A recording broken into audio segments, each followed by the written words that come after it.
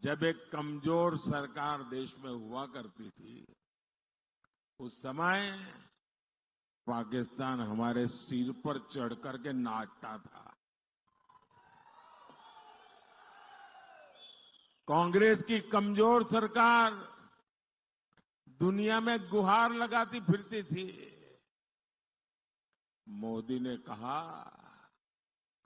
भारत अब दुनिया के पास भीख नहीं मांगेगा, भारत अपनी लड़ाई खुद लड़ेगा। और फिर भारत ने घर में घुस करके मारा।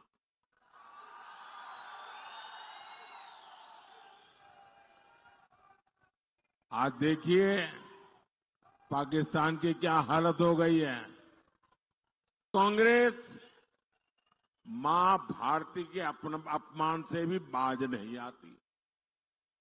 कांग्रेस को भारत माता की जय कहने से ही दिक्कत है। कांग्रेस को वंदे मातरम कहने से दिक्कत है। ऐसी कांग्रेस कभी हिमाचल का भला नहीं कर सकती।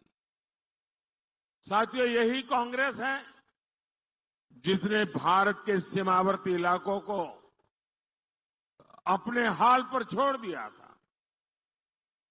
जब बॉर्डर स्टेट में सड़क बनाने की बात आती थी तो कांग्रेस के हाथ पांव फूल जाते थे। कांग्रेस डर जाती थी कि अगर सड़क बनाई तो उसी सड़क से दुश्मन भीतर आ जाएगा। ऐसी डरपोक सोच मोदी के मिजाज के साथ मेल नहीं खाती है। ये मोदी ने नया खेल खेला है तो क्या करे, तो उन्होंने रातों रात अफरा तफरी में बजट में कहा कि हम भी 1 रैंक 1 पेंशन लागू करेंगे। लेकिन किया क्या, 500 करोड़ रुपए का टोकन डाल करके कह दिया कि 1 रैंक 1 पेंशन लागू करेंगे। ये हमारी फौज के साथ मजाक था, मजाक। ऐसे जैसे किसी बच्चे को कह दे ना कि कोई बात नहीं, शाम को तुझे मुंबई ले जाऊंगा, और बच्चा सो जाए। ऐसा पाप किया था उन्होंने। अवसरवादी हैं ये लोग।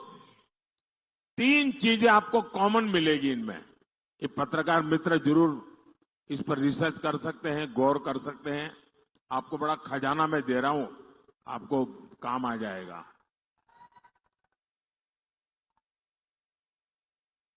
ये कांग्रेस वाले, उनके साथी, 3 चीज आपको कॉमन मिलेगी। एक, ये गौर सांप्रदायिक है। दूसरा, गौर जातिवादी है। और तीसरा, गौर परिवारवादी है। आपको ये 3 चीजें हर एक में कॉमन मिलेगी जी।